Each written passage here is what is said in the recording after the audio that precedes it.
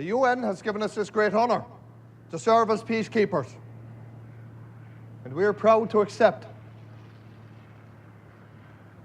We are a country that has never owned or tried to conquer another sovereign nation. As a neutral country, Ireland has chosen to never be the aggressor. That's why they've asked for us. And if anybody thinks we're to be taken lightly, we'll show them that they are very sadly mistaken. Am I right, soldiers? Yes, sir! We interrupt this program to bring you a special report.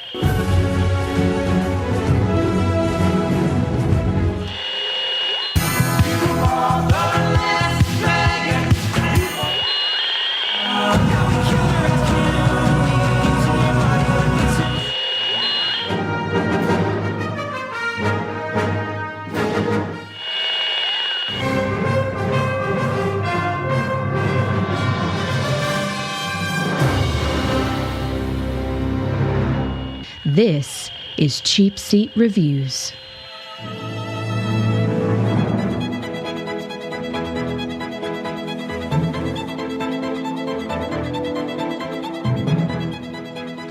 Hello, and welcome to Cheapseat Reviews, the podcast that explores Hollywood for the greater good. You asshole. I got so confused for a second. I was like, wait a minute. Why do I hear myself in my headphones? And I sound different. And I said the thing wrong. Oh my gosh. Cheapseat Reviews, where the co-host continuously finds a way to sabotage his own show. Absolutely. Ooh, that's a weird noise. Yes. Y'all hearing that? No, right? You sound perfectly natural. Oh, jeez. Normal. Oh, what is that noise? Oh, there it is. Okay, good. Sorry. This is Cheapseat Reviews, the podcast that makes weird noises. This is episode 220-something, 221. And Wow. Tonight we're talking about the Siege of Jadotville. You gotta say it with an Irish accent. I can't do anything with an Irish I accent. know, right? Here's the weird thing. This is what's screwing my head up, right? I've been watching Luke Cage season 2 for the last 4 hours. So the only accent I have stuck in my head is actually Jamaican. Because kind of the Siege of Jadotville. Because kind of the main antagonist in the show this season is the Jamaican. Yeah. So I'll keep hearing this, Luke Cage. Luke Cage think I'm better than me. Him wrong. We stronger than him. Luke Cage. Anyway, that's it. Again, I can only do phrases that I hear in an accent, like my pig's in a blanket. But I am Sean Allred, and joining me tonight is Aaron, the Irish Alamo Rogers. Hey, how's everybody doing tonight? Hey, welcome back. Yeah. Thanks. This is, of course, the Aaron Rodgers. Whether you choose to believe he's the one that plays for the Green Bay Packers is up to you. But we refer to him as He's the original. Aaron Rodgers. He is the original. And, the original. Yes. And it's just really cool. I love showing people on my phone that I have Aaron Rodgers' phone number. And they're like, well, really? I'm like, yeah. And it's the Aaron Rodgers. I'm cool by association. And Sam, where's the whiskey vector? You know, Sean, I pretty much try to kill you in every episode, but we'll find out by the end if you die in this one. Well, okay. I am Irish, and you have some French Dutch in you, don't you? Me? I've got Dutch. You got Dutch, so... Dutch German. So in this case, Aaron and I are actually going to be defending your attacks, and I'm pretty sure we're going to kill you. About 1,000 of you versus us. So, although they weren't, well, I guess they all were legionnaires, weren't they? Mm-hmm.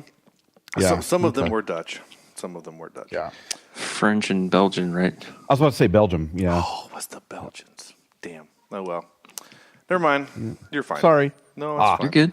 You're German. You're still the German. Dutch are generally nice, peaceful people. Yeah, so. The Dutch.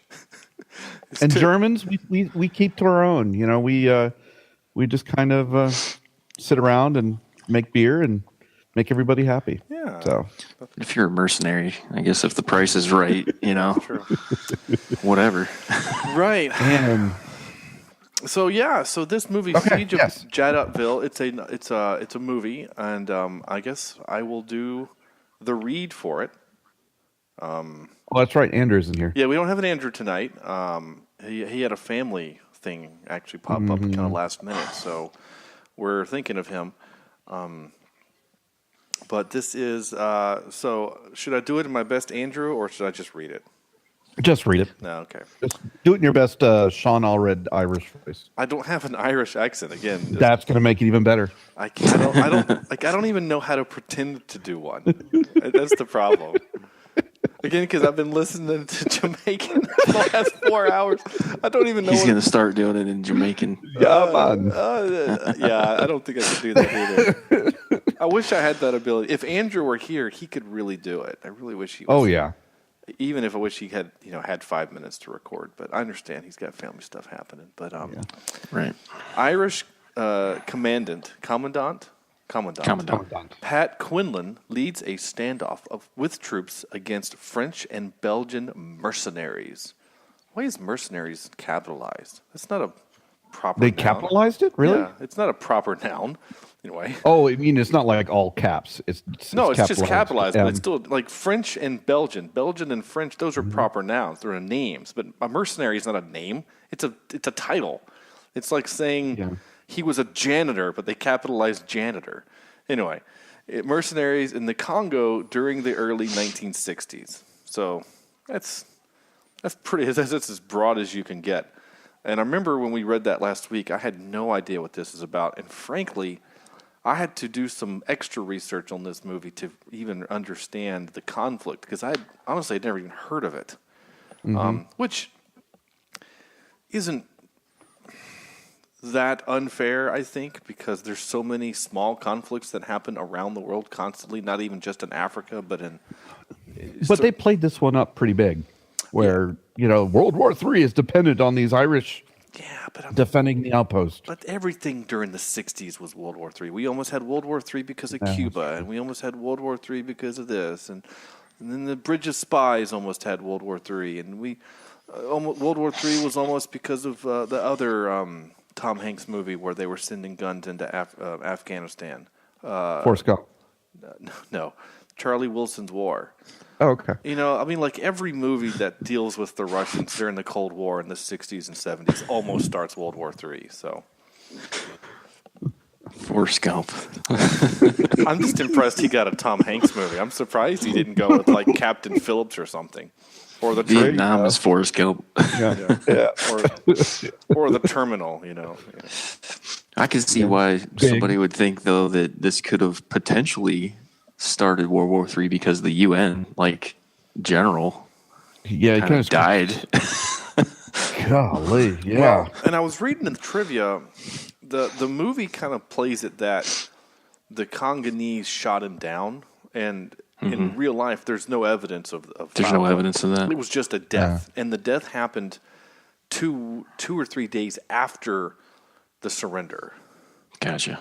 So yeah, that's the funny thing about movies. They sometimes leave out important details like that for dramatic effect. Yeah.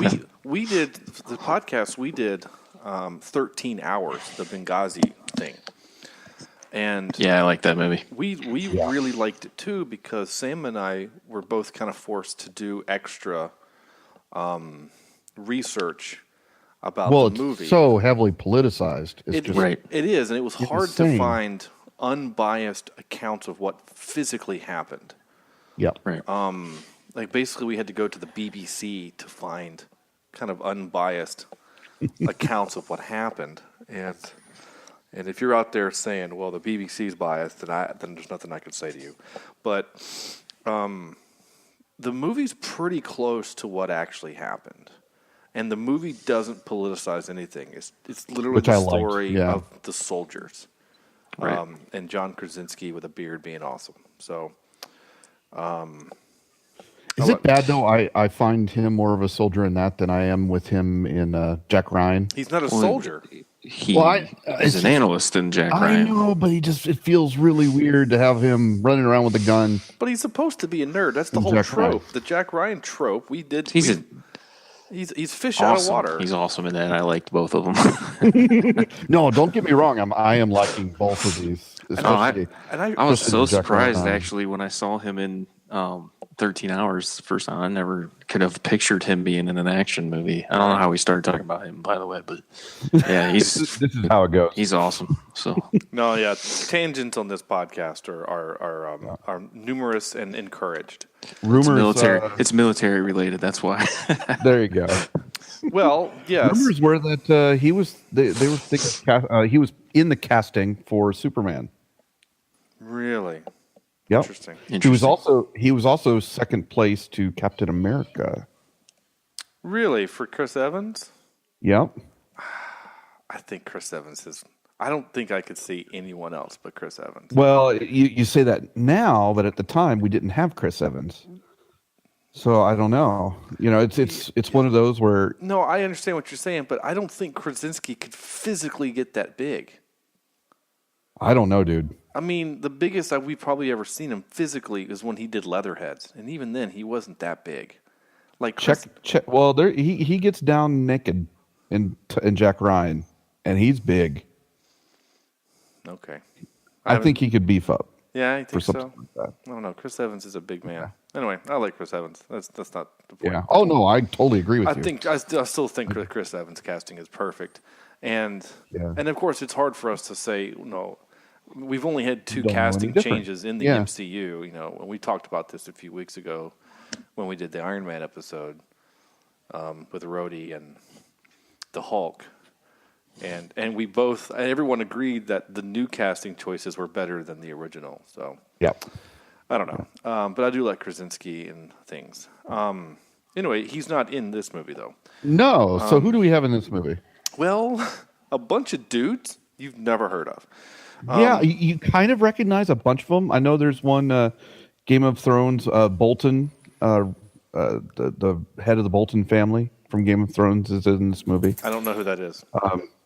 You'd recognize his face. Well, you didn't get that far in the I didn't freaking watch book, Game of Thrones that far. I or don't know. in the film, jerk. But What was his name in Game of Thrones besides Bolton? Bolton, Reese. Was it Reese Bolton? That sounds too normal. Reese. I know. Everyone Yeah, I has think it was- weird names. All right, hold on. Give me a second. It won't take me but a second to find it. Yeah. But there's also that other guy in here that you've seen in not Hunt for Red October, but Hunt for Red October. Nick gosh. Cage, Alcatraz, The Rock. Is What is happening? All these weird noises. My gosh. that you? Do you hear that? No. I heard a squeak. Oh, that was me. It sounds like a damn helicopter in my headphones. It just went away. That's so weird. Like my phone is not near. Maybe you should send it off. Maybe you should, Send it off. say go away. Oh, the noise? Yeah, I wish I could. That'd make things easier. What was his name? The character? Is it Reese Bolton? Reese Bolton. I'm still looking for Bolton. Bolton. Michael Bolton? No. Ramsey Bolton. Ramsey. Thank you. All right, his I'm gonna name start is with an R. Iwan Roan. And he Yeah. played... I can't find He it. was the general on the phone. That's not I the believe. same dude. Okay, so... All right, so you're saying the general was the guy Yeah. in the Game of Thrones. Okay. I couldn't find him from the Game of Thrones, so let me find him through.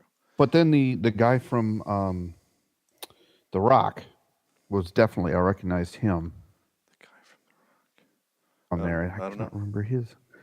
Did they put this darn cast list on IMDb in alphabetical order or something? They did it in credit order. Ugh. I hate when they do that. Yes. All right, where's the general? Not General Raja. No. I can't find anybody. The only two people I recognized in the film Okay. was Jamie Dornan, who is the dude from 50 Shades of Grey, Okay. Yeah. and Mark Strong, because he's awesome. He was. Yeah, I remember both of them too. Yeah, Dr. O'Brien.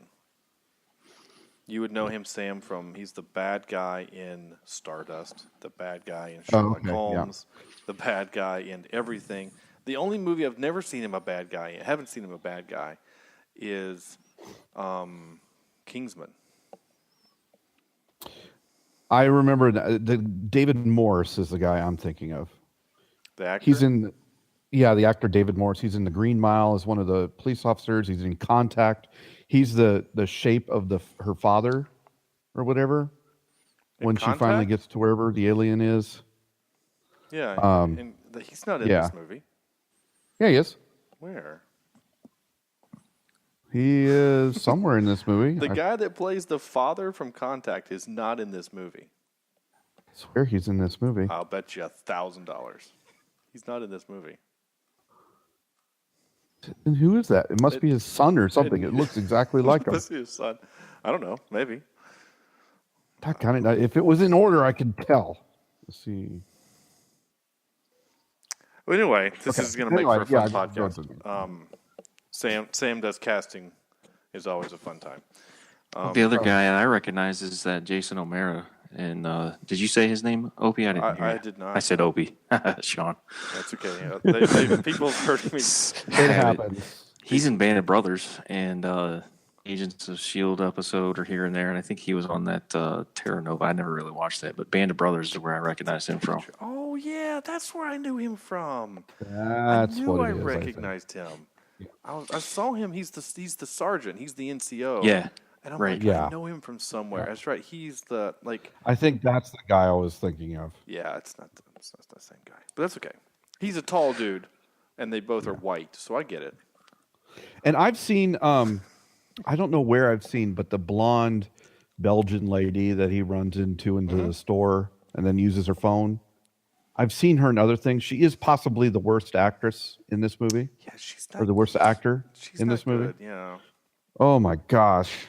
Somebody owed somebody a favor for her appearance. Emmanuelle Seginer. Oh my gosh, her IMDb photo is kind of bad.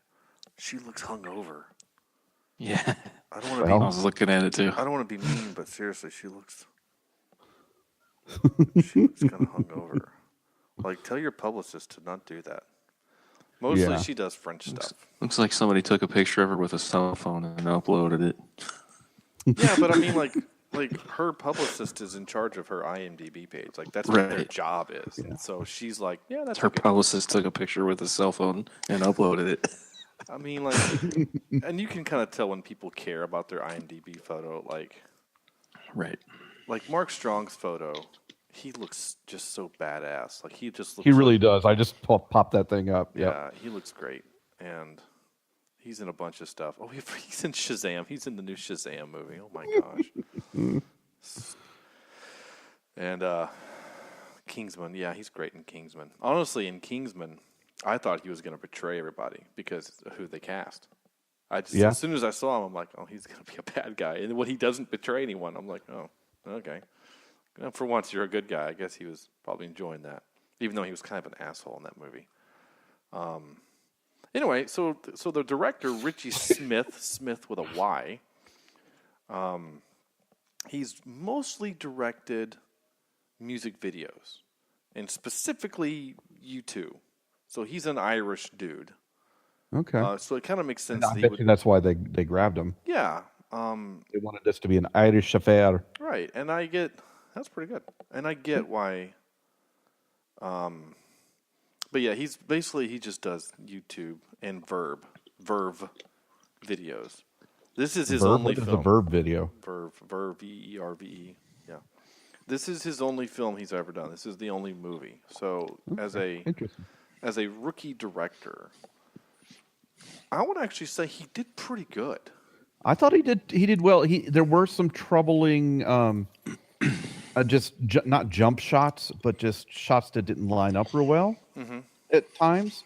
But I thought it was shot beautifully. I think he did real well with. Yeah, go ahead. No, sorry. I'm jumping on what you were saying about some of the shots didn't line up. There's a couple of moments where, like during the action scenes, like the Quinlan is standing up shooting, and then the next shot he's like on the ground in the ditch, covered in dirt, and then the next shot he's on the other side of the compound. Like there was a couple of like teleporting moments in the movie. Wait, they don't have that technology? Not in 1960. Oh wait, we don't have it now. I do like the guy whose name who wrote the book that this is based on. His name was Declan Power. What a cool name. Declan Power. Declan Power. That's what my son screams when he's ready to brush his teeth. He's like, Declan Power, and he goes and brushes his teeth. That's not true at all, but it would be funny if it was. Does this movie make you want to go read the book? No. No? But in fairness, I watched Band of Brothers like 15 times, and I've never read the book. But I've read books. I've read his other books. The guy that wrote Band of Brothers. He also wrote Flags for Fathers. I've read not most, but some of his other books. I've just not read that because I've seen the story on TV version so many times. I actually do want to watch this movie again, though, honestly. I might be giving away kind of how I feel about the movie, but I'd like the movie. What'd you guys think? I liked it. I thought it was pretty good. Yeah, I thought it was great. In fact, one thing I'm glad Aaron is here tonight is I want to get the military thought process on this. I want to see, did they get it right?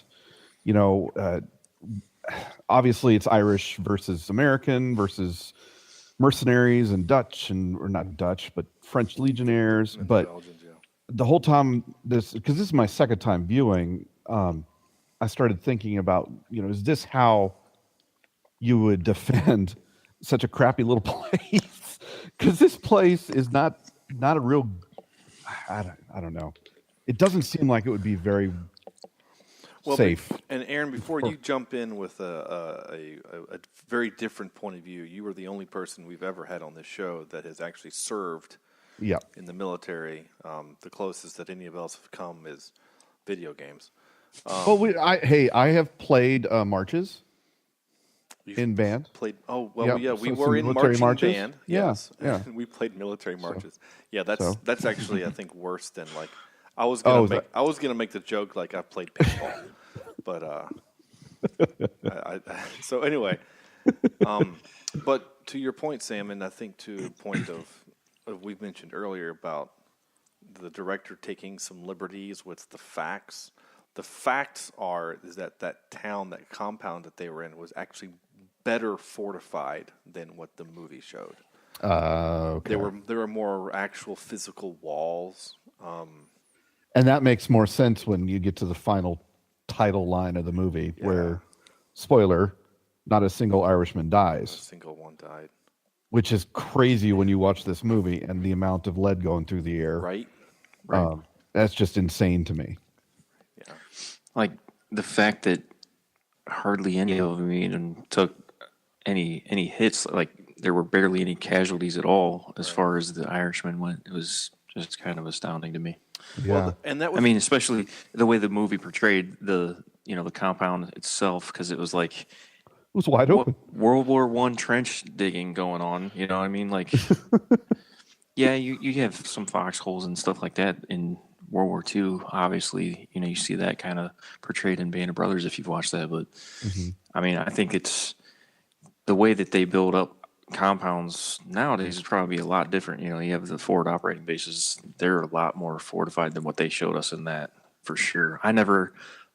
Just for everybody that's listening, I was never deployed. I was, a combat medic, but I never had to be deployed. Fortunately, I was never put in that position. But tactically speaking, I mean, I don't know. Each military may have their different guides and how they do things. But I thought they did a decent job, at least showing they were aware of their flanks and keeping an eye on, and the mercenaries weren't pressing on the flanks at first, but they were aware of it and they were keeping an eye on things, and they had their snipers positioned where they could see the whole entire field. And I thought they did a decent job with that. And it just from the perspective of how it was fortified, that kind of seemed a little unrealistic for them to be able to survive.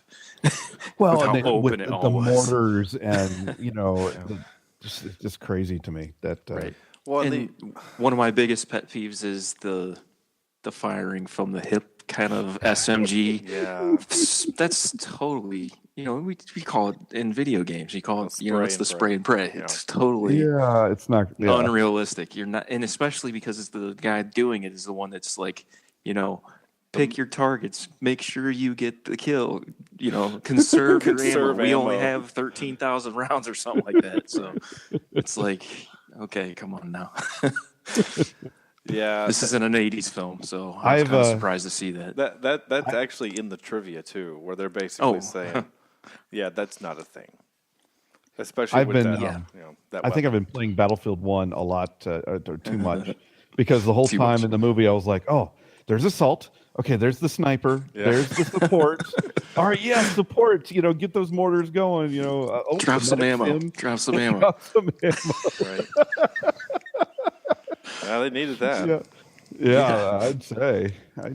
Yeah, someone wasn't playing support too well. Yeah, they weren't.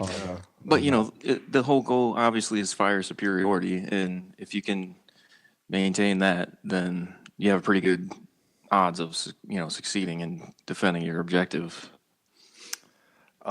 So some of the things I really liked about the movie, and I thought were really fun and kind of clever, and we have no idea if how true they are in the movie, because I don't know if the director had access to after action reports. But the one thing that we like about the movie, and this is a trope, right? This is a movie trope. We have no idea how the troops felt about their commanding officer. But the movie portrays them all kind of leery of this guy, right? Someone says he's going to get us killed. It's a common military movie trope. Yeah. And there always is a moment. There's a singular moment in which the leader gains the respect of the troops, right? There's always a moment. One of my favorite said moments is in Dukes of Hazzard. Shut up. In the Alamo movie, the new one with Billy Bob Thornton. Well, I say new, it's like 12 years old. But the one with Billy Bob Thornton where the colonel, no one, the regular troops kind of respect him, but the militia, they don't respect him at all. Mm-hmm. And the Mexicans fire over a mortar that doesn't explode. And he says, hey, we can use that shell. Go pick it up and put it, we'll send it back. And the guy goes, you'll be getting that, sir. And so he walks over, he takes out the fuse with his knife, he picks it up and takes it in, and they send it back. And at that moment, he earned the respect of everyone because he, the colonel in charge of this Alamo, was willing to go up to this unexploded bomb, basically, disarm it, and then shoot it back. And so that's kind of the singular moment. So I was kind of waiting for that in the movie. It didn't really happen. Not really. You know what I'm saying? Like it wasn't like there's this moment where they're like, yes, we'll follow you. Like it took time over the movie. You know what I'm saying? Like there wasn't a thematic moment. There wasn't the music wasn't it in the first attack? Didn't he send the guys to the back flank or to the left flank when there wasn't anybody there, and then they came back? Yeah, he sent the sergeant and a couple of people to the south or whatever. Yeah. And then that's what I meant. They were trying to look out for potential incomings. And then the sergeant kind of was like, "There's no one here. We're going back." Right. So he and then again, I don't know if an NCO would do that or not, but maybe he would. But he wouldn't badmouth his commander in front of the enlisted men. That would never happen. And they go back and whatever, but but over time they obviously trust him because he's able to get them out of some sticky situations. I mean, you got to give it to the other side when they come out and do the truce and they have a little talk. And both sides were very clever, right? The other team, when they brought out their trucks to get their dead out, they dropped off their machine guns. And that was clever. I mean, it was clever. And Quinlan sticks his flag in the ground and comes back and says, use that as a marker, as a distance marker. It's 180 feet or something like that. Like, that was clever on both sides, and I like that stuff. Yeah. And I'm not gonna lie, I freaking cheered when they knocked the Jeep over so they could shoot the machine gun straight in the air to take hits on the airplane. Yeah. That was so cool. Yeah, that was pretty cool. I don't know if it ever happened in real life, but I don't care. You want it to I have want it to happened. have been real. Yeah. Yeah.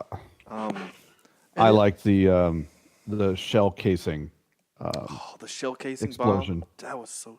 Aaron, had you watched the movie when I talked to you guys about it the other night online? No. Because Me? I got after I watched it. I guess it was Wednesday night, so like 4 Yeah. nights ago. I hopped online, and I was like, because to play Xbox, and I was like, hey guys, I just watched this movie, and these are the things that they did that were really cool. You should go watch it. and it was crazy because when they take kind of control of this location, the NCO or the commander comes in and he goes, what's our weapons situation like? He's like, state of the art for World War II. World War One. It was World War One. War II. No, it was World War II. Was it World War Two? Yeah, Yeah. those weapons. Okay. I mean, the machine gun he's using is a water cooled mounted weapon, but we haven't used water cooled weapons since the 40s.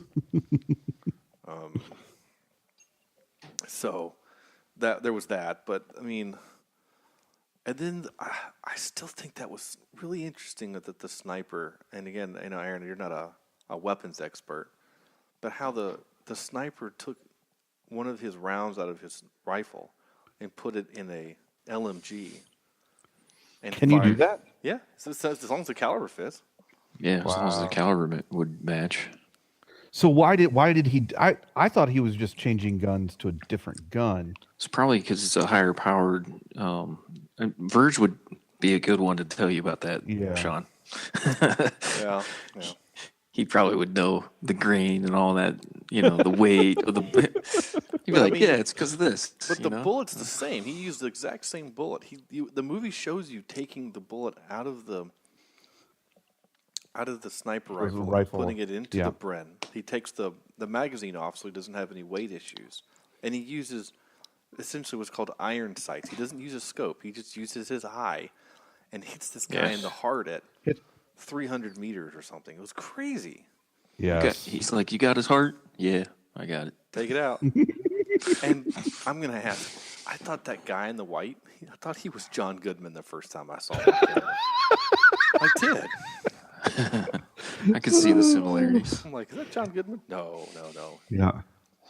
And for some reason, the first time I watched this movie, I didn't get it. But now that the second time, I realized that he was one of the business guys, the mine owners on there. So I don't know why I didn't understand that the first time. But apparently, I didn't get the first time that all these were mercenaries. I thought only some, like the main French guy and his colleagues, were mercenaries, and the rest were locals. So that just kind of ups it again to show how well they defended this place if every single one of those were French legionnaires. Right. And Belgians. And Belgians, sorry. Yeah.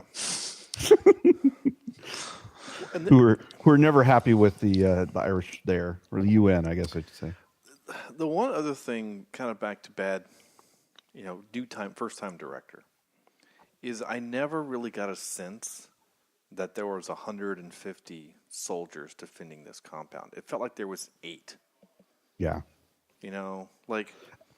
I know that in a movie you can only have so many actors have speaking lines, and I know it's easier to film a few guys than an army. Like, I get that. Like, that's what makes Band of Brothers so great, is because we're following, Easy Company, and at the beginning of the series, we have to kind of meet, 300 people, 200 people, whatever it is, and then by the end of the series, we only really need to know like 12. Right. But I never felt like there was 150 guys there. It just kind of always felt like 12. Well, and I remember at one point he goes into a building that's housing a lot of the injured guys, and there was like 20 guys on the floor, and I'm thinking to myself, is this every single person? Because all you've ever seen, you see him sleeping on the roofs at night, right? And there's only about 20 to 30 up there. Even lining up, there's only 20 to 30. When they, I don't even know what you call it, but they Muster. Yeah. So I agree. The scope was a little, the scope of defenders. Now the attackers, on the other hand, when they were coming down that hill, dude, that was insane. Yeah, that looked quite overwhelming. Yeah. Exactly for the reason you're saying, because it didn't look like they had anybody left. Yeah. It looks terrifying. And the fact that he had the wherewithal to come up with the retreat under cover of fire and then detonate the bombs that took out, hundreds of theirs. Yeah. And then he's like, go get their weapons. And then get back up to the holes. And yeah. I didn't capture it in audio, and I should have, but I didn't. Is when the NCO, the sergeant, comes up and says, "We've spent every round twice," and like that actually has meaning. It's not just he's just making a point of fact that they have no ammo. They literally used the empty shells too. Twice. Yep, they used the casings. That was just so cool. So let me ask you guys this: Did you know anything about this before you watched the movie? Did you do any historical research? Not before I watched So, it. did you see them surrendering? What do you mean? Oh, no! It surprised me. I thought it was going to be one of these where it's to the last man, like you said, Alamo type of situation. I actually thought that there was going to be some kind of peace accord that was going to happen. Mm. Literally like. The enemy is charging, and then all of a sudden they get a call, hey, ceasefire, we've come to an agreement, something. Like I kind of thought that was going to happen, and like in like the Kingsman guy comes through, yeah, and gets them like and in real life it would have been like overnight, and there was never really any huge massive battle at the end. Yeah, no, I did not. I mean, he pulled a Kingdom of Heaven. Kind of. You still need to watch that movie, Sam, but I've seen it. I just haven't seen the extended edition. It's been a little while since I've seen that one. The extended version, if you have the chance to watch it, Aaron, is significantly better than the theatrical version. It explains. I can't remember. I think I've seen it, but it's been so long. I haven't watched it in so long. It explains more things. It really does. It's what. It did for that movie what the extended version of Batman vs. Superman was supposed to do. More shade for Batman vs. Superman. Did you hear that, Alan? Oh, dear. Did you hear that Henry Cavill said he's done playing Superman? Yeah. What? I believe him. Yep. He came out and he's like, I'm not doing Superman anymore. Oh, that's sad to It me. is sad because he's I like really good him. at it. He's like the only good part of those movies. Yep. Yeah. I didn't like Affleck as Batman. I thought he was fine. Yeah. I don't want to talk about this. Wonder Woman is perfect. Is it making you upset, Aaron? I love Batman. I know you know. I know you're a Batman guy. Your gamer tag is Dark Knight, and Yeah. I get it. But they haven't made a good Batman movie since Dark Knight, in Yeah, it's sad. 09. No, yeah, 08. That's what it was, right? 08. Yeah, somewhere around there. So it's been a decade. Yeah, so, I think 2008. Yeah, That's kind of hard to believe, actually. it is hard to believe. Yeah, it is. DC's been 10 playing. years. DC's been playing catch up. Yeah. This is how it was explained to me. A buddy of mine was trying to justify it. They're basically saying DC is now going through what Marvel did in the aughts. And I'm like, yeah, but here's the problem. Marvel's shown you how to make good movies, and you refuse to do it. Yeah. Except with Wonder No, Woman. it's like, yeah, we'll stick with this. We'll stick with this dumpster fire over here. Yeah. Oh well. Sorry, Aaron. Anyway, It's okay. I know you like your Batman. I like the Batman too, but I like the Batman too. Yeah. I did. We actually watched with my wife before I came on this trip, we watched Justice League. It was on HBO, and you know, she likes the Marvel movies too, and she basically says, I was like, "What'd you think?" She was like, "Eh." She said, "CGI bad guy, CGI minions." Like, she's like, "Honestly, I never really felt that the Earth was in any kind of peril." I was like, "Yeah." And she said, "He just seemed too easily beaten." I said, "Well, Superman is a little OP." She's like, "Well, you're not wrong." Anyway, I took Go watch Gal Gadot in Wonder Woman. You'll be yeah, happy. she's great. Wonder Woman. Yes, that was a pretty excellent. Yes. Out of where we are in DCU, it was probably the best one that they've done recently. It definitely is, and they needed that movie, I think, to kind of keep things going. And frankly, I'm looking forward to seeing what Aquaman is going to be, and I don't think I'm going to go see Shazam in the theater, but maybe I will. I don't know. I have a hard time with The Flash because I actually like the show, The Flash. Right. It's really good. Mm-hmm. And when they refuse to like intertwine them, I'm like, why? Yeah. You know, why? Yeah. They did a little of that with Marvel, with Agents of S.H.I.E.L.D., but I wish they would have done more, to be honest with that. I wish they would have Well, I mean, Agents of S.H.I.E.L.D. is a direct tie-in to the MCU. I mean, S.H.I.E.L.D. is part of the MCU canon. They refused to bring in the entire cast of the Agents of S.H.I.E.L.D. into any of the like Avengers. You never see any of them other than the head agent or whatever. I can't think of his name right now. Right. You guys, you know who I'm talking about. Coulson. Right. Yeah, but he's only in Avengers 1. I mean, right. If you've never seen... Right. You haven't seen him in a while. But if you've never seen Agents of S.H.I.E.L.D., you still think he's dead. Right. That's true. Yeah. But I don't know. I think it would serve, even if MCU would mention something from S.H.I.E.L.D. They don't even have to bring in actors or actresses. They just mention. Well, we also haven't had Fury in a long time. Yeah. Right. We haven't had Fury since Age of Ultron. Because he didn't even appear in Civil War. So, and you also have to think, too, we've had 3 movies since, because you still have 2 Guardians of the Galaxy movies and then a Thor movie that never even comes to Earth. So we've had a lot of space movies, too. So there's kind of it's not that far-fetched to understand why there isn't a lot of talk of Agents of S.H.I.E.L.D. Though I still haven't seen a lot. I haven't seen any of the last season. Me either. No. It's been a minute since I've watched it. Yeah, I watched the Ghost Rider season. That's the last one I've seen. That's the last one I watched too. Was the one with Ghost Rider.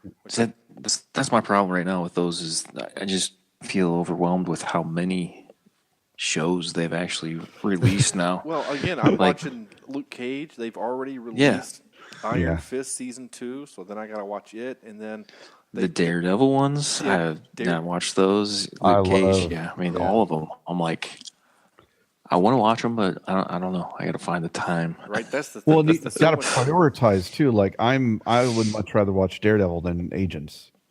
Right, because Daredevil is such a better show.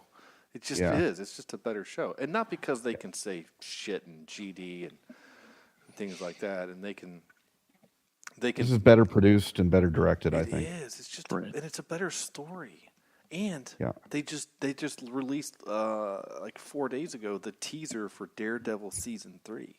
Yes. And I think we're gonna get the Kingpin's gonna come back. Yeah. In that. And more heads indoors. Oh, that scene, dude. Aaron, I'm telling you, you gotta find a white time to watch Daredevil season 1. Yeah. If you watch Daredevil season 1, you're gonna be hooked. It is so good. It's so good. Well, that thing's got to be better than the Ben Affleck version of that too. That's right. Poor Ben Affleck just trying to kill everything. Yeah. Now, I never watched the extended version. We're way off topic, I know, but whatever. I never watched there's an extended version of Daredevil that actually makes it rated R.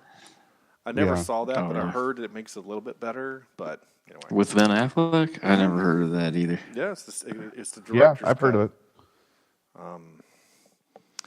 In fact, Check that out, I guess. that movie was the first movie I ever saw with Corny in the theater. We went to the Yeah. Dollar Theater in Boone and watched Daredevil, and we cheered at times. It was kind of funny.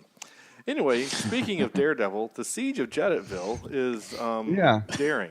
Well, isn't he kind of Irish? He's got The bad Matt guy Murdock. is Matt. He's Catholic, which Yeah. these guys are Catholic. They're having mass when the first attack happens, which is kind of. I love how those sniper signals. He's like, guys, they're coming. It's an attack. We're under attack, and no, and so he shoots the bell. shoots the bell. That was so great. And it was Yeah, I wanted more of the sniper. I could have just watched the whole movie about this guy. no kidding, right? Oh, He just didn't miss. The movie basically said like, yeah, he doesn't miss. yeah. He went on a pretty good kill streak. The Irish sniper Yeah. instead of the American sniper. Yeah. Again, when he shot the bell, I'm like, oh, Battlefield 1. Battlefield 1, Someone ring the shooting. bell. Ding. Shooting the bell.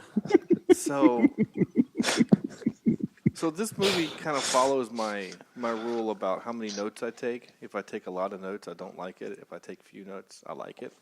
I took, outside of just typing in times so I can record the audio later, I only wrote 2 notes. 2. I wrote typical military tropes, new guy knows nothing, troops don't trust officer, and Yep. never seen an LMG sniper, which was about 45 minutes into the movie. I didn't write a single thing. I was just glued to the TV. I couldn't look at my computer to even take a note. This movie had me. It really did. It had me. There's something about these types of movies that I just like. I like the Alamo. I like the few versus many. The Two concept. Towers, for God's sake. The what? Oh yeah. Two Towers is a Yeah, movie. when you're Yeah. playing a tower defense basically, as Yeah. a movie. Yeah, you're right. Yeah, the Two Towers battle scene at the end at Helm's Deep is fantastic. Now that's a movie that shows you scope pretty well. Yeah, I'd say. Yeah, they do. And then there's the what was another movie I was thinking of? Oh heck, even the end of Serenity when it's like the 8 of them versus 100 Reavers. Yeah. And it takes River and a couple of knives to take care of business. Saving Private Ryan? Yeah, Saving Private Ryan's a real good one. Yeah. It's like 15 dudes versus the German army. No, I'm right there with you. If I find a movie like that I think is going to be like that, I have to watch it. Yeah. And it ends up this. I knew when I saw this, I was like, yeah, I think Sean's going to like this one. Yeah, I did. So I'm actually really happy that you recommended this one. We've all put movies on our list that we all kind of regretted, but this was definitely not one of them.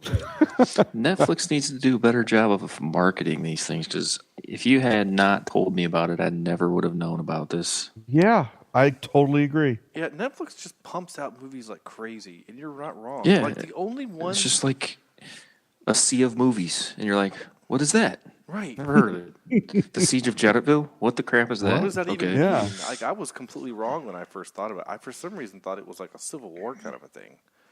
Yeah, I think I saw it in a list, like one of those weird Facebook, hidden Netflix gems you don't know about, or Right. hidden movies you didn't know on Netflix. Yeah, so if you're listening, Netflix, do a better job. Well, Yeah. I mean, seriously, the last movie I remember Netflix advertising heavily was Bright because it had Will Smith in it. Yeah, and they spent some money on having him in it. They spent a lot of money on the production of that movie too, and we liked it. Now, I know some people that didn't like it. I haven't liked seen it yet. I liked the hell out of it. Have you seen Beasts of No Nation yet? Are you talking No. to me or Aaron? Well, both I of you guys. haven't. No, I haven't either. Oh my God. It's on the list. Yeah, it's not quite a military movie. It's more of a how crappy Africa can be movie. But it's one of those Netflix movies that's just you wouldn't know about. Yeah, I've heard that it's actually really great. And by you saying that, it kind of reminded me of Machine Gun Preacher, which I keep waiting for it to stream. Another movie in Africa. Yeah. I like that movie a lot, actually. I do like that one as well. Agree. What the machine? Oh, I haven't seen Machine Gun yet. Yeah, Machine Gun Preacher. Yeah. Oh, you haven't? No, not yet. Yeah, he's waiting to do awesome. the podcast. It'll be fun. Whenever it happens, it'll be fun. Like here's something called a Netflix film, Hold the Dark. It's on IMDb. It's Jeffrey Wright, Alexander Skarsgård, and Riley Keough. Yeah. I don't know what that is, but I mean, they're advertising on IMDb, but I'd never heard of it. But I like two of those actors. Well, at least they're trying. Yeah, no, you're not wrong. Well, yeah, but I remember when Bright, I mean, they advertised the shit out of Bright. I know. You actually saw commercials on Trailers and stuff. Yeah. major network television, but you don't see that for the Siege of Jadotville. There's another one that just came out that we've been seeing promos for. It's Maniac. Oh God, yeah. But that's a series, I believe. Is it? Yeah. Yeah. It's like a 10-show series. It says dark comedy. Two struggling strangers connect during a mind-bending pharmaceutical trial involving a doctor with mother issues and an emotionally complex computer. And that is definitely something I'm going to watch because and I'm being serious. Yeah. It looks fantastic. Yeah, and a really skinny Jonah Hill. And the trailers. Yeah, good for him. Dropped some weight. The trailer's playing right now on IMDb. And they have like 38 microphones in front of that girl. I feel bad for her. Here's something also on Netflix, The Good Cop. It's also a season, a series. Like Netflix, you're killing it right now, but like you got to slow down. The Angel, the Netflix film, as his country prepares for war, top Egyptian official makes contact with Israel and wades into a shadowy game of high-stakes espionage. Oh, by the way, how about totally bringing it back to this movie? How about the ineptitude of the Indian UN official? Gosh, yeah, killing all those innocents. What was the point? I didn't quite understand what the point of attacking the station was. Well, the station was did. owned by the dictator, the bad guy dictator guy. Okay, so they were just trying to get in there to stop it? I think so. Okay. To All right. shut Well, down then the that makes more propaganda. sense because I could never figure out, why he ended up opening fire on all these. Well, they people. wouldn't let him in, and then one of his soldiers couldn't hold his water and fired, and then they threw like a brick out or something, and then they just opened fire and threw grenades in there and killed 30 people. So, I mean, it was complete ineptitude. Anyway, you ready for some clips? Let's do some clips. Let's do it. Is it working? Did you get it? Yeah, I connected? got it working. We should be good. Nice. Well, you heard the intro, so it should be working. Here we go. Here's 29 seconds of some trash talk. Do you have a plan? Just to pray there's no need for us. Because no plan survives contact with the enemy. That's a Rommel saying. I never liked Rommel. Not many Frenchmen like German tacticians. Only took them 2 weeks to take over your entire country. Burn. Ouch. You need to go to the burn unit after that. Ouch. You want some ointment for that burn? I mean, that's a country burn. I mean, jeez. Here we go. There's very few moments in the movie because this movie is not a funny movie at all. But there's a couple of moments that I did kind of laugh for not the right reason or the wrong reason, but like just at the reaction, Like anyway, I'm trying to explain. Here we go. Sir, General McEntee's staff said he's unavailable. Did you tell him we just got attacked? Yes, they said God bless and hold tight. God bless. What's that supposed to mean? I suppose he means may God's blessings be upon us, sir. Like, what? I mean, who says that to people that just got shot at? That's crazy. Oh God. God bless. God bless. Here is what is this? 35 seconds of yelling back and forth. The plan is 2 days old. And it didn't include us getting attacked by Chumbay's mercs. What went wrong with your plan, sir? Sounds to me like you're looking for an excuse, Commandant. We each have our part to play in history. Yours is happening right now. Rely on us to make sure it all works out. Sir, I don't understand what you just said to me. And in tactical terms, I don't understand what you're doing. I have 150 boys here, and we need reinforcements. Now, you listen to me, Quinlan. There are larger things here at play than you can possibly imagine. I don't give a damn about the larger things. We are a company under siege, and we require your assistance. That was great. Basically, he said, I don't understand the words that are coming out of your mouth. That's basically what he said. If she wants to participate in the show, that's fine. Yeah. If she wants We're perfectly fine. Declan has participated Every in the show. kid, every one of our kids has somehow about made it. it. Hey, she's yelling at the computer. Hi. Hi. Back here. Hi, How you doing? I'm his daughter Yeah. named Emmeline. Yeah. Hi, Emmeline. Welcome to the podcast. Welcome to the podcast. You're now an official podcaster. Does that cool? Yeah. Over hundreds and hundreds of people are now gonna hear your voice and know your name. Does that make it? Is that cool? Look at the face she's making. I got bangs. Oh, is that why your bangs are bothering you? They can't see you though. I got bangs. Well, the people like can't. Right here. We can Yeah, see they you, but can't the see you. people, Yeah. other people can't. They can only hear I you. know. Yeah. It's like a radio. Yeah, it's radio, Oh. but way less cool. We've got 2 or 3 people that'll. Well, yeah. Oh. Yeah. More than anyway. All right. Well, it was finally nice to meet you. I've heard a lot about you. Yeah, I may. Yeah. What's your favorite movie? Coco, but Coco? Coco? That's a good one. yeah, you should watch it. Oh, we've Yeah? seen it. Oh, I have a. Oh, yeah. I have a Great 6-year-old Pixar son. movie. His favorite movie right now is Moana. Yeah. These are fall off. That happens. All right. It was nice talking to you. Yes. Have a great night. Okay. Yesterday I had a birthday party. Yeah. Oh, happy birthday! Yeah, Yay. for That's great. me because I turned 8. Yeah. That's what happens. All right. All right. Well, see you. It was nice talking Bye. to you. Bye. Oh, that noise is back. I love you, Daddy. Oh. Oh, good night, hugs and kisses. She's up late. Yeah. Needs food. Oh, she's telling you my shirt needs fixed because I'm wearing a Star Wars shirt that's faded. Oh, well, that's Oh, okay. that makes it vintage. Yeah, Right. It makes it cool. Means you're a Star Wars fan or something.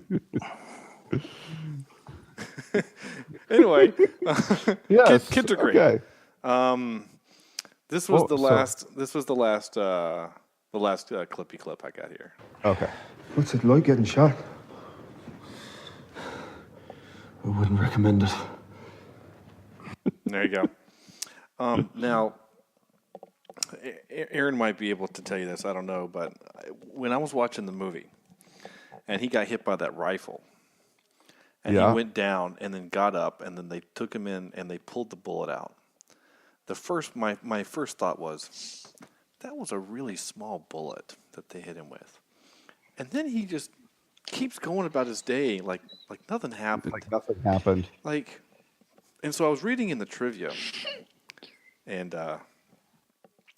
basically that round that they used in the movie, he did get shot in real life, but it was by a different weapon, and it wasn't A sniper? It wasn't a sniper. I think it just happened. I can't remember. I might actually kind of want to find it and read it. But the bullet that they pulled out of his shoulder was different than what was fired. So, I mean, it's not that big of a deal, but to the common Joe like myself, Yeah, I you did didn't not care. notice. Um, I did notice, however, I would have thought it would have gone through and through. or something like that. Yeah. Right? That bit, well, yeah. From a sniper rifle, certainly. Yeah, I would have thought so too, but it could have been just the range, maybe. Who knows? I don't know. It's a movie too, you know. Yeah, I know. Yeah. Here he goes. When Commandant Quinlan is shot in the shoulder, the soldier who shot him is firing an M118 or an M1898 Mauser. The rifle is chambered with the powerful 7 times 57 millimeter cartridge, which was gone through him at the implied range of 150 to 250 yards. Especially in that shoulder region, I would think there wouldn't be a whole lot to keep it from. Yeah, basically the movie says the bullet they pulled out was for a pistol. I mean, it's not real. Yeah. That's fine. The other thing that kind of annoyed me, and I don't know why this stuff annoys me, and Sam, because you and I are both kind of history guys. Yeah. And I don't know why, but whenever someone quotes history and gets it wrong, it kind of annoys me. Oh man, did I miss it? What did they misquote? So Rommel? No, not the Rommel bit. It's the so what's his name? Twombé, I think is his name. Chambé. The dictator. He asserts that the United States land grabbed Texas from Mexico. That's not true at all. Texas fought a war of independence from Mexico and won its independence from Santa Anna when Sam Houston defeated Santa Anna. 20 years later, Texas would be annexed into the United States by a vote of Texas. They chose to come in. They chose to be here, yeah. To be the part of the United States. Now, the only land grab was later when the Mexican officials, the Mexican government, argued that the border should not be to the Rio Grande, but another river about 100 miles north, and did not credit Santa Anna for having the ability to make the treaty. That's when we went to war with Mexico and invaded Mexico in 1846 or 7. Basically we sacked Mexico City to say, yep, this is the territory that we earned earlier, and we're now quit it. Yeah, stop this. So, but I don't know. Just that I know it's a movie and it's dumb, but I don't know why that stuff bothers me. I still feel like if you're making a multi-million-dollar movie, if you're going to make a quote, someone on set should have Googled that. But But then again, I mean, maybe he's misinformed. Maybe he's has the wrong information. He's not an American citizen that grows up listening to the stories. Yeah, listening to but most Americans don't know that either. But my point, I mean, most Texans probably don't know that either. They just, because they're Texas, they just assume that they were birthed from the Texas and have always just been greater than the United States. My boss is from Texas. I can say stuff like that. Because he believes it too. But I understand that he's not American, but if you're going to show him to be well versed in American history, then get it right. You know, that's all I'm saying. Just get it right. Well, what could he have replaced it with? I don't know. There's I mean, what have we land grabbed? Land grabbed? We fought a war with Spain to get the Philippines and Cuba, right? Didn't we try to take Cuba? I think we did. Yes. And several other islands in the Caribbean. Those were land grabs. Yeah. That was under Teddy Roosevelt. I mean, that was obviously a long time ago. But that was during kind of our imperialistic ideas that the United States should be on equal terms with England and France as far as a world power. Yeah. Which is why in terms of imperialist power. Yeah, imperialistic ideals. I mean, again, that we fought a war. I mean, that war with Spain lasted about 4 days. We completely smoked them because they were still using sailing vessels and we had ironclad steam engines. It wasn't even fair. So they had not hit that research button yet on their in their research development. They haven't rolled as, what was it, 6? Yeah, Or they what do you didn't have to roll in? weapons development. They didn't roll 6. Oh.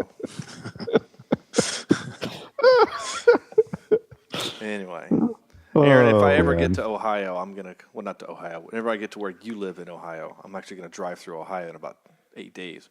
But I'm gonna bring my Axis and Allies game, and we're gonna play. It's gonna be great.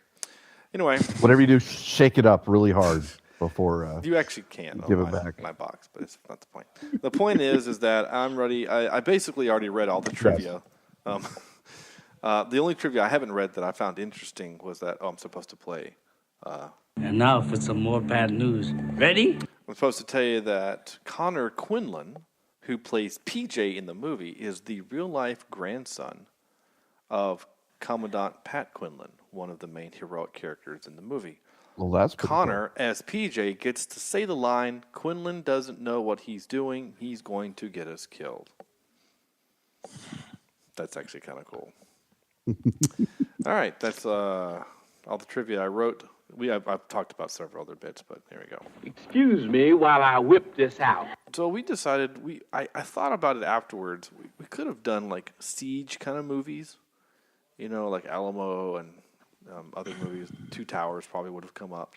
Yeah. Instead, we just decided to do Irish movies because, frankly, how often are we going to do a movie with predominantly Irish cast? And director. And director, yeah. And filmed, some of it was filmed in Ireland. Most of it was filmed, obviously, in South Africa. So we're doing top 3 Irish movies, and I'm using that term very loosely. Basically, if the main character is Irish, I'm good with it. As is one of my movies. It doesn't set place in Ireland, but one of the main characters is Irish. So, all right, sir. Aaron, sorry, I guess I have to throw to the person. Which sir you're talking about? Yeah, I'm used to Andrew just knowing to start. Well, I had to think about this for a minute because I was like, what Irish movies have I seen? It's nothing like too recent that I could come up with. So I don't know if this is in any particular order, but I like all 3 of these. Far and Away was one of them. It's on my list. I remember watching that when I was a kid, and the soundtrack one of my favorite lines in that movie is, "I have no wish to fight you." And then he punches. Bam! And he punches a horse. Yeah, he does that again later to somebody. And then the next one I have down is The Departed. Oh, sure. And the third one I have is Boondock Saints. There you go. Yep. So you got 2 of my 5 that I wrote. Okay, Sam. All right, I've got my number 3 is, believe it or not, a romantic comedy of Leap Year with Amy Adams. So the main character, the boy in that movie, the guy, his name is Declan. The character's name is Declan. That's where my wife got the name for our son. Really? Yeah. Okay. My number 2 is Far and Away. Sure. And then my number 1 is Star Wars, Last Jedi and Force Awakens, both filmed in the Skellig Islands. Oh, neat. Okay. With the little puffy bird thingies. Right on. Yeah. Okay. Hey, I'm good with that. I'm totally fine with that. My numbers... So my 2 honorable mentions were Boondock Saints and The Foreigner, which is that Jackie Chan movie where they're dealing with he's kind of taking on the IRA a little bit. My number 3, believe it or not, is I wrote Titanic. Jack starts in Ireland. Yeah, and Jack is Irish. Yeah. Right. Well, no, he's American. He was stuck in Ireland. You're right. Yeah. My number 2 was Blown Away. It's a early 90s movie with Jeff Bridges, and Tommy Lee Jones plays an Irish IRA bomber who's trying to kill Jeff Bridges with really clever bombs. It's a good movie. I think it would actually do well for the podcast. And my number 1 was Far and Away. Yeah. I haven't seen that in a long time. It's a long movie. It's actually probably one of my favorite of all time movies, I would say. It's a really good movie. It really is. Great soundtrack. Yeah, it's a good story. It's a great storyline too. The soundtrack is beautiful, and is it? Ooh, did I see that right? So I have to name drop whenever I get an opportunity to name drop. So the guy that sells him the horse in that movie, his name is Rance Howard. That's Ron Howard, the director. That's his father.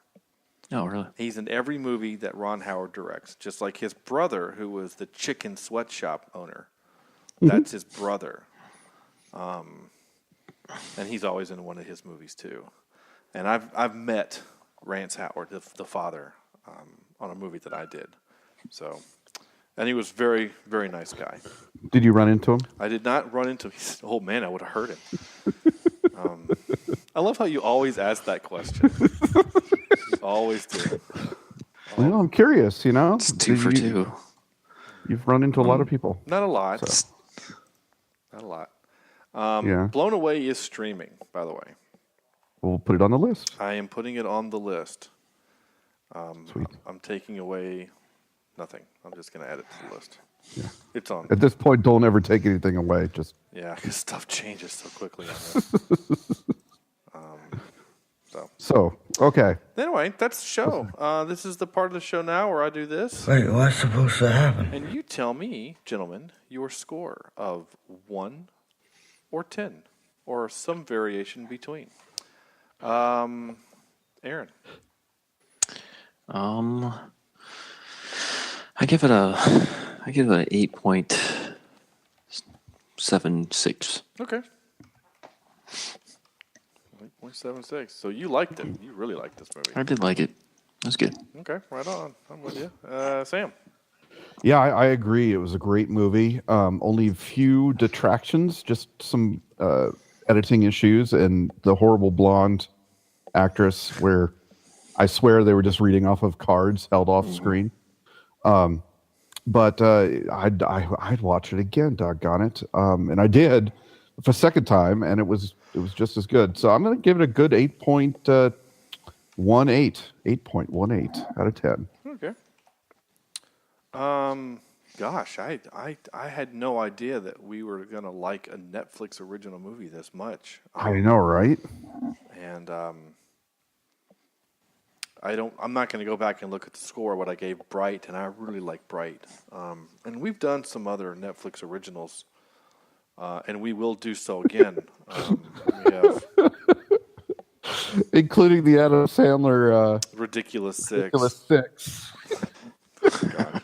Why do I have 3 nipples? Oh my gosh. Yeah, what is this? This Frank Stockburn, he is filled with lies, just like every other white man. And oh, the Burrow's gonna be pissed. That's right, the Burrow. You're doing bueno, Burrow. Don't be intimidated by the horse. You're just... Dear Mama, you may be wondering why I have not returned from my trip to the ice cream store. It's because I met my brothers, Ramon and Tommy. We're trying to steal money. We need the money to give to the bad men who took Pa away to the land of the singing windmill. Tommy says it's not okay to take money from decent folks. Luckily, there's a lot of bad people here in the West. A few years back, Jack was chasing this guy. Sorry. So, anyway. Yeah. Sorry, I had to play that. Anyway. That's our... Okay. Oh, I didn't get my score. 8.25. There we go. I liked it. It was good. Not great, but good. Completely held my attention as the Andrew rule. Not really any plot points that mattered. I guess when you're retelling a real life story, I guess it's kind of hard to have plot holes. But I thought it was a pretty well made movie, especially for a dude doing his first movie. I think he should make more, even if it's just Netflix stuff. Let's get that guy making some more movies. He did a pretty good job, and at no point did I say, "Gosh, that's a bad Irish accent." That's true. No, that's right. I never thought of that either. But I don't know a whole lot of Irish accents. I mean, other than the movies that we mentioned. like I don't really know a lot of, you know what I'm saying? Like I don't have a point of reference. Like when you hear someone doing a Southern accent, we're from the South. We know what Southern sounds like. Hollywood thinks Southern accents are all like, hey, y'all, let's go down to the store. Like Matthew McConaughey is like the only one in Hollywood that knows what the hell a Southern accent's supposed to sound like. And that's because he's from Texas. So, anyway. All right. So, next week, we are doing... What are we doing next week? Dude, we have something very special next week. I cannot express how excited I am to make you watch this movie. And Aaron, we'll talk off air if you're going to participate next week or not. But if you want to, we would be more than happy to have you. But we are doing Space Hunter Adventures in the Forbidden Zone. This is a 1983 gem starring Peter Strauss, Molly Ringwald, and Ernie Hudson.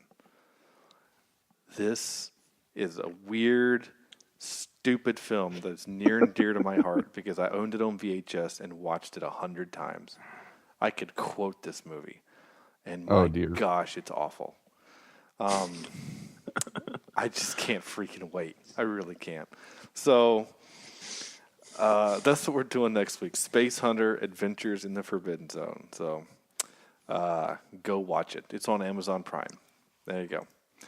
Well, that's a show. That was fun. I had a good time. Thank you guys for joining. Again, Aaron, thanks for filling in. Yep, thanks for having me. We had a good time. I enjoyed. Well, I was going to say I enjoyed seeing you, but you know, because anyway, sort of. GoFundMe.com/Cheapseat Reviews is our GoFundMe account. Throw $1 towards us. That'd be great. Help keep the lights going. We do still have an Anchor app. Of course, I'm really bad at keeping up with it. Basically, I'm lucky to do one review a month because I just don't watch movies very much outside of what I do for this show. I just don't have time. Leave us a review on iTunes, Google Play, or YouTube if and you want to do that. But seriously, iTunes helps us out the most because most of the people consume our podcast through iTunes. That's the easiest way to leave us a review there. It helps other people find the show. And the more people that listen to the show, the worse we get. No, that's not how it works. Like us on Facebook, facebook.com/Cheapseat Reviews. Follow us on Twitter @CheapseatCast. And, of course, you can send your emails to cheapseatreviews@gmail.com. If you have a request for something, we're going to have a Halloween list on Facebook soon, like tomorrow, I hope. Like by the time this podcast airs, we should have a Facebook post for our Halloween movies. No pressure, Sam and myself, to get that done. So anyway, on behalf of Andrew, Corny, Aaron, Sam, this is Sean saying thank you guys so much for listening.